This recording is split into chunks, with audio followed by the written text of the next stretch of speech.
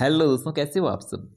आशा करता हूँ कि सब अच्छे होंगे। तो चलिए आइए शुरू करते हैं आज की क्लास। और इस क्लास में हम उत्तराखंड सहायक अध्यापक एलटी परीक्षा के लिए दोस्तों एसएसटी सब्जेक्ट से ये क्लास करने वाले हैं। और एसएसटी के अंतर्गत भी दोस्तों आज हम पॉलिटिकल साइंस से ये क्लास करने वाले हैं। और इस क्लास का जो दोस्तों हमारा टॉपिक रहने वाला है वो है संप्रभुता।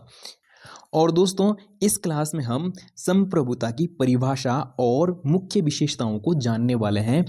और दोस्तों ये हमारा LTSST के लिए पॉलिटिकल साइंस से टॉपिक नंबर 2 है। तो दोस्तों पहले टॉपिक को हमने इससे पिछली 2 क्लासों में कर लिया है। अगर आपने अभी तक वो वीडियो नहीं देखी है तो उन क्लासों को भी जरूर जाकर देख सकते हैं। और ये हमारी SST के लिए क्लास नंबर 3 रहने वाली है। तो चलिए शुरू करते हैं दोस्तों क्लास को। तो दोस्तों इस क्लास में हम संप्रभुता का अर्थ, संप्रभुता की परिभाषा और संप्रभुता की मुख्य विशेषताओं को जानने वाले हैं। तो आइए समझते हैं दोस्तों सबसे पहले संप्रभुता का अर्थ की संप्रभुता का मतलब क्या होता है। ठीक है, तो दोस्तों ऐसा राज्य या ऐसा राष्ट्र जो अपने आंतरिक तथा वैदेशिक मामलों में बिना किसी बाह्य दबाव एवं प्रतिबद्धता के स्वतंत्र रूप से निर्णय लेने में सक्षम है, ऐसे राष्ट्र या ऐसे राज्य को ही दोस्तों क्या कहते हैं, संप्रभु राष्ट्र कहते हैं, या संपूर्ण प्रभुत्व संपन्न राष्ट्र या देश कहते हैं, या राज्य कहते हैं। ठीक है, तो दोस्तों इससे पिछली कक्षाओं में जो हमने पॉलिटिकल साइंस की पहली क्लास करी थी उसमें हमने राज्यों के अनिवार्य तत्वों को समझा था। और दोस्तों राज्य के 4 अनिवार्य तत्वों में से संप्रभुता भी क्या है, राज्य का एक महत्वपूर्ण अनिवार्य तत्वों में से एक तत्व है। तो दोस्तों इससे पहले क्लासों में हमने जाना समझा कि जो संप्रभुता है, संप्रभुता राज्य का क्या है, प्राण है। जिस प्रकार से दोस्तों हमारा शरीर है और हमारे शरीर में क्या होते हैं, प्राण होते हैं। और अगर प्राण निकल जाए तो शरीर का कोई अस्तित्व नहीं है।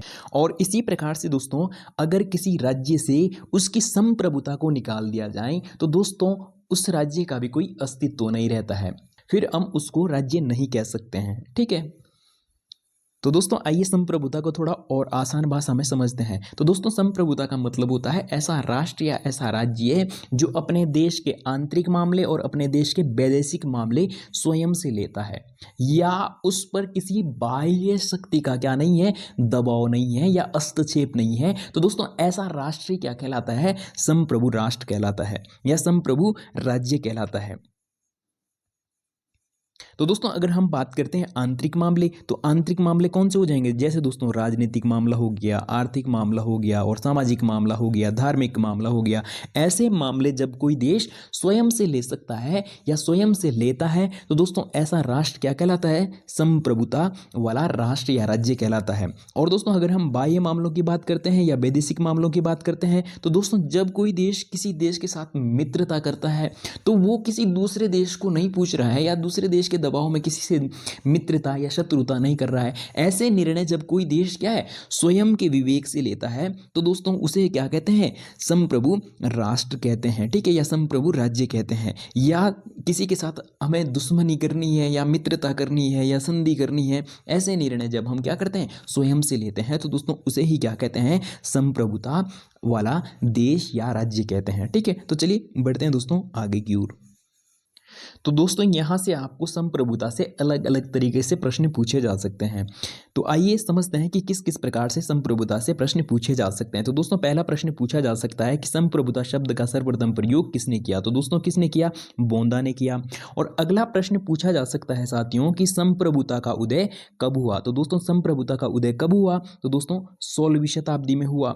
और इसके बाद दोस्तों 17वीं शताब्दी में ग्रासियस ने बाह्य संप्रभुता का सिद्धांत दिया। तो दोस्तों यहाँ से भी आपको प्रश्न पूछा जा सकता है कि बाह्य संप्रभुता का सिद्धांत किसने दिया और कब दिया। तो दोस्तों ग्रासियस ने दिया। और कब दिया दोस्तों, 17वीं शताब्दी में दिया। ठीक है, और अगला प्रश्न पूछा जा सकता है साथियों कि जो लोकप्रिय संप्रभुता का सिद्धांत है ये किसने दिया। तो दोस्तों ये किसने दिया, रूसो ने दिया। और कब दिया दोस्तों, 18वीं शताब्दी में दिया। ठीक है, और इसके बाद दोस्तों 19वीं शताब्दी में ऑस्टिन ने वैधानिक संप्रभुता का सिद्धांत दिया। तो दोस्तों यहां से आपको 3 या 4 प्रकार से प्रश्न पूछे जा सकते हैं।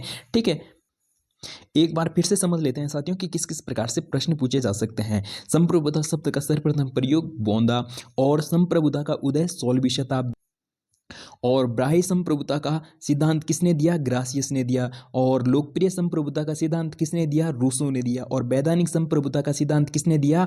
ऑस्टिन ने दिया। ठीक है, तो चलिए बढ़ते हैं दोस्तों क्लास में आगे की ओर।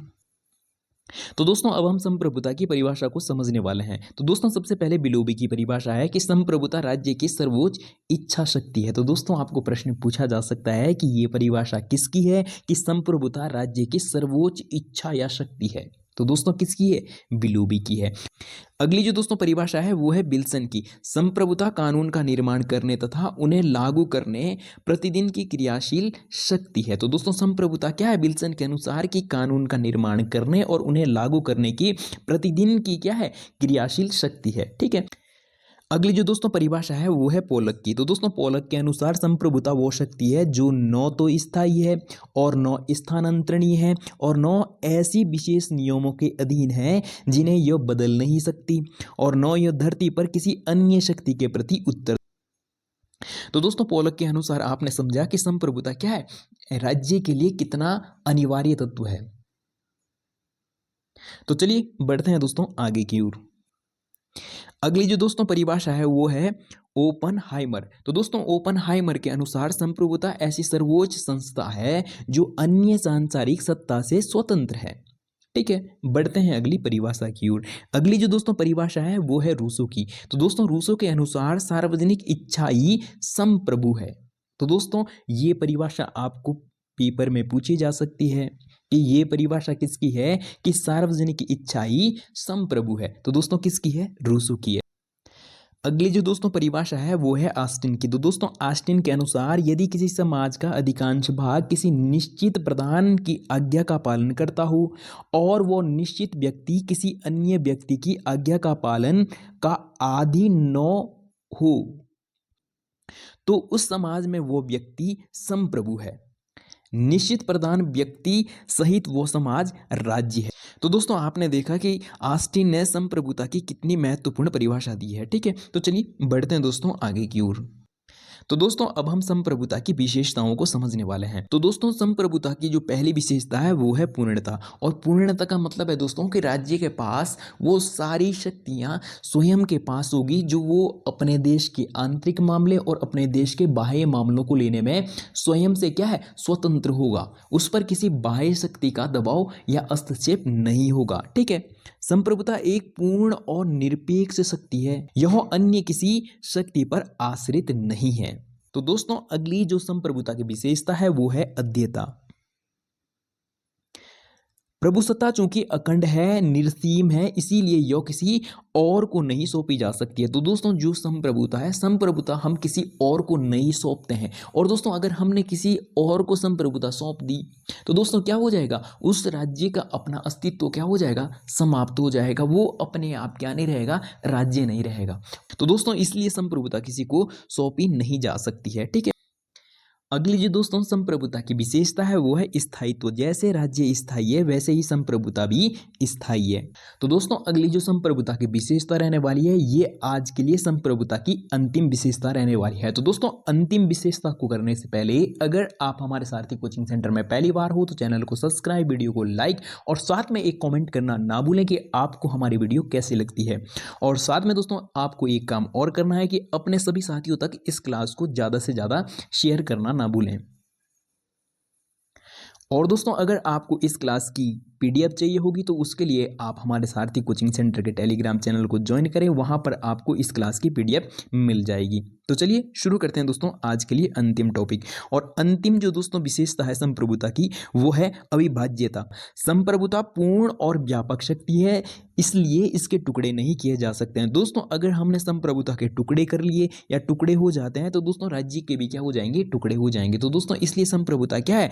पूर्ण और व्यापक शक्ति है। ठीक है, तो दोस्तों ये थी आज की क्लास। अगर आपको क्लास अच्छी लगी हो तो वीडियो को लाइक, चैनल को सब्सक्राइब और इस क्लास को ज़्यादा से ज़्यादा अपने सभी साथियों तक शेयर करना ना भूलें। तो चलिए आज के लिए इतना ही, मिलते हैं जल्दी ही इस प्रकार की अगली वीडियो में।